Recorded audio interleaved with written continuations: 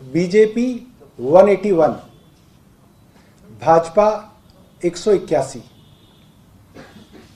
2017 में जब निगम के चुनाव हुए तो भाजपा के शीर्ष नेतृत्व को यह बात पता थी कि भाजपा के पार्षद जनता में बहुत बदनाम है, उनके खिलाफ जनता में बहुत रोष है, उनके भ्रष्टाचार को लेके और निगम के काम को लेके लोग भाजपा के पार्षदों का चेहरा भी नहीं देखना चाहते थे। और भाजपा ने कहा कि हम सभी पुराने पार्षदों को बदल के नए पार्षद लेके आएंगे, नए चेहरे नई उड़ान, ये नाम से पूरी कैंपेन चली। और दिल्ली वालों ने बड़ी उम्मीदों से बीजेपी के शीर्ष नेतृत्व का फोटो लगा के जो चुनाव लड़ा गया उसमें भाजपा को 181 पार्षद चुन के दिए।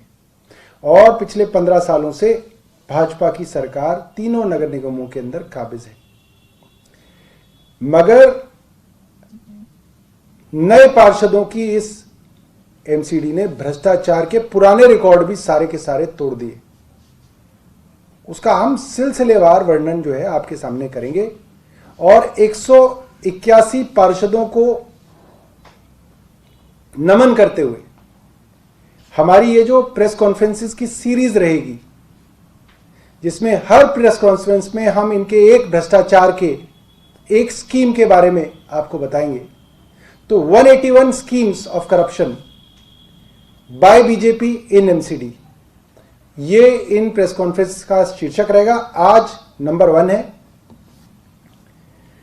सबसे बड़ा मुद्दा भाजपा का एमसीडी में क्या है।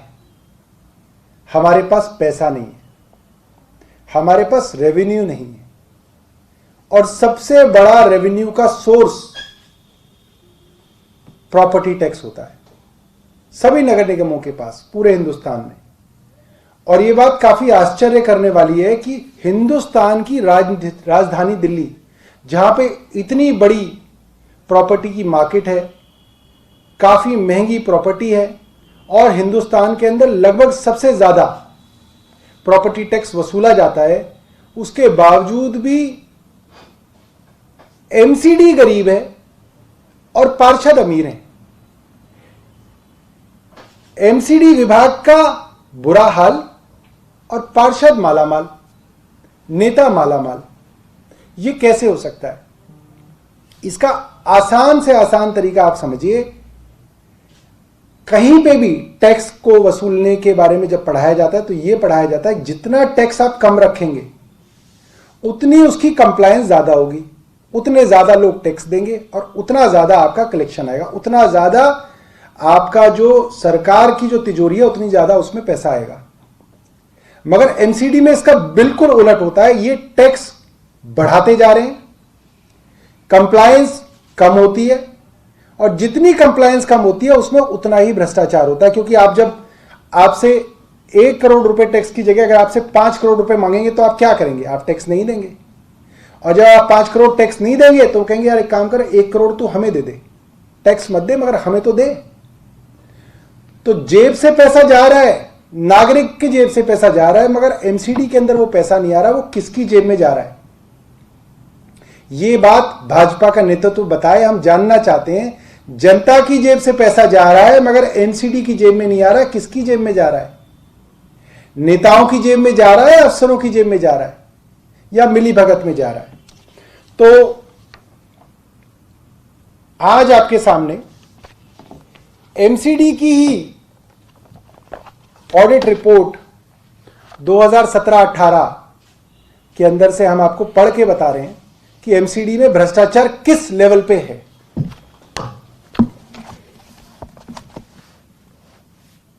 दो 2014 में एमसीडी ने एक कंपनी को ठेका दिया, नॉर्थ एमसीडी की बात कर रहे हैं आज हम,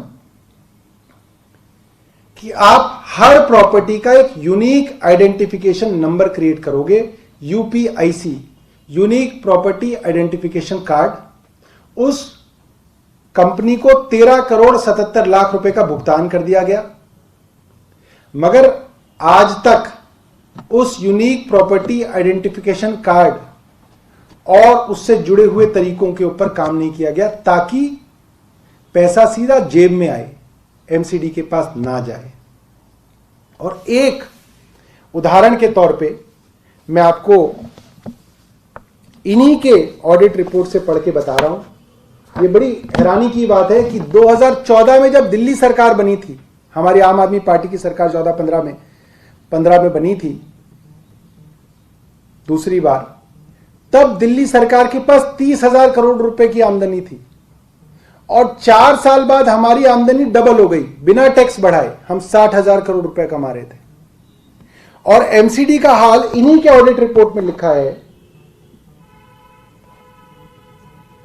कि 2015-16 के अंदर ये 3,95,319 लोगों से टैक्स ले रहे थे। उसके बाद इन्होंने 4,41,889 लोगों से टैक्स लिया और 17-18 के अंदर टैक्स देने वाले कम हो गए। फिर ये सिर्फ 4,05,774 लोगों से टैक्स ले पा रहे हैं। मतलब लोगों के यहां टैक्स देने की कीमत, लोगों के पास, सरकारों में लोगों के बढ़ता है। आपके टैक्स पेयर्स आज इतने हैं, कल इतने होते हैं, फिर इतने होते हैं। इसमें एमसीडी में एक साल बढ़े और अगले साल कम हो गए। दूसरा, प्रॉपर्टी टैक्स कलेक्शन 2015-16 में 366 करोड़ रुपए इकट्ठा हुआ, 2016-17 में 614 करोड़ रुपए इकट्ठा हुआ और 17-18 के अंदर 614 करोड़ से घट के फिर से 553 करोड़ हो गया। मतलब इनका टैक्स कलेक्शन घट गया। कहीं पे ऐसा नहीं होता सरकारों के अंदर कि टैक्स कलेक्शन घटे, इनका टैक्स कलेक्शन घट रहा है। और एक उदाहरण आपके सामने आज रखेंगे, उसके बाद बाकी उदाहरण भी देंगे। ये इनकी ऑडिट रिपोर्ट के अंदर ये उदाहरण दिया हुआ है, तो मुझे लगता है कि इसके ऊपर तो कोई शंका जो है वो नहीं होनी चाहिए। सिविल लाइंस के अंदर मैगजीन रोड के ऊपर एक प्रॉपर्टी सिचुएटेड है, बहुत बड़ी प्रॉपर्टी है, पारसनाथ डेवलपर्स के नाम से। यह प्रॉपर्टी 2015-16 तक वेकेंट लैंड थी, खाली पड़ी थी और इसीलिए इसका टैक्स 65,43,000 रुपए के करीब वो देता था। उसके बाद इस प्रॉपर्टी के अंदर डेवलपमेंट हुई और इसके अंदर करीब 23 टावर बनाए गए और एक एक टावर 10-10 फ्लोर का है। तो आप समझ सकते हैं कि कितना प्रॉपर्टी टैक्स यहां से एमसीडी को आना था। और ऐसा नहीं है कि एमसीडी को पता नहीं था, क्योंकि एमसीडी के रिकॉर्ड में वो पहले से ही वेकेंट लैंड का टैक्स दे रहा था। तो वेकेंट का टैक्स बंद हो गया और फिर इन्होंने उनको नोटिस भी दिया, पूरी असेसमेंट करी, वहां गए, वहां इंस्पेक्शन की, असेसमेंट की और नोटिस दिया 7,72,00,000 रुपए का। और फिर वहां गए, उनसे बातचीत की और इस रिपोर्ट के हवाले से मैं बता रहा हूं, जब तक ये रिपोर्ट लिखी गई, नोटिस तो दिया गया मगर उसके कई महीनों बाद तक भी नोटिस के बाद टैक्स वसूला नहीं गया। ये ही एमसीडी की 181 बीजेपी 181 की भ्रष्टाचार की स्कीम नंबर 1 है। प्रॉपर्टी टैक्स का नोटिस दो, इंस्पेक्शन करो, डराओ धमकाओ और प्रॉपर्टी टैक्स मत जमा कराओ। जाहिर सी बात है, यह आदेश गुप्ता के रिश्तेदार तो नहीं है या मनोज तिवारी के रिश्तेदार नहीं है। नोटिस गया, टैक्स नहीं आया तो किसी की जेब में पैसा गया। यह किसकी जेब है? यह मनोज तिवारी और आदेश गुप्ता बताएं। अफसरों की जेब है तो आप बताएं, इनके नेताओं की जेब है तो बताएं। मैं चाहता हूं कि भाजपा के नेता मेरे ऊपर मुकदमा करें कि मैं झूठ बोल रहा हूं और हम अदालत में भी इनका जवाब देंगे। खुली चुनौती है इन लोगों को, और जवाब दें। 181 प्रेस कॉन्फ्रेंसेस करेंगे हम इनके ऊपर और 181 स्कीमें बताएंगे दिल्ली वालों को किस तरीके से भाजपा एमसीडी के अंदर भ्रष्टाचार कर रही है। कोई सवाल है तो आप पूछ सकते हैं। मनोज तिवारी का एक सवाल है जो आपने अभी बोला, वो आपके खिलाफ जो दस्तावेज आपने कल रखे थे उन्होंने कहा कि वो पूरी तरह से झूठ है। मनोज तिवारी जी को मैं बताना चाहता हूं कि वो दिल्ली के चुने हुए मुख्यमंत्री को अपशब्द बोलते हैं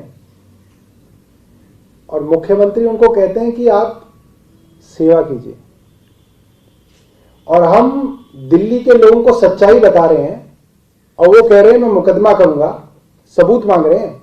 मनोज तिवारी जी को मैं कहता हूं कि समय बताएं, स्थान बताएं, वहीं चलते हैं नॉर्थ एनसीडी के यार्ड में, सामने दिखाएंगे आप सारे रिपोर्टर्स को कि वो ई रिक्शा वहीं खड़े हैं। मनोज तिवारी बताएं कि वो ई रिक्शा किसके लिए खरीदे गए थे, वो ई रिक्शा क्यों इस्तेमाल नहीं हो रहे, जनता का पैसा क्यों बर्बाद किया गया, ऐसा क्या छिपाना था कि वो कभी सड़क पे नहीं उतरे। उन्होंने एमसीडी को बेवकूफ बनाया, एमसीडी ने उनको बेवकूफ बनाया। बताएं किस दिन चलना है, आइए, मैं तो रिपोर्टर्स का स्वागत कर रहा हूं, आप बताइएगा किस दिन चलना है। मनोज तिवारी जी से पूछ लीजिए, वहीं मिलेंगे, वहीं दिखाएंगे सबके सामने, वो खड़े हैं वो ई रिक्शा वहीं पे। अब वो रातों रात वहां से गायब कर दे तो बात अलग है। आए, वो कह रहे हैं कि 3 गुने जो दावा बता रहे हैं वो इतना नहीं है जितना बता रहे हैं। अब वो देखिए 3 गुने हैं, 2.5 गुने हैं, 2 गुने हैं, वो मनोज तिवारी बताए ना, और वो बताएं क्यों नहीं समझा रहे कि वो यार्ड में क्यों खड़े हैं।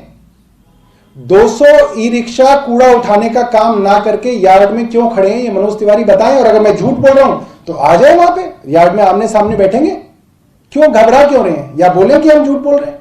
धन्यवाद। सनराइज समाचार को सब्सक्राइब करें और बेल आइकन को ऑल पे सेट करें ताकि आप हमारी आने वाली वीडियो का नोटिफिकेशन सबसे पहले पा सकें।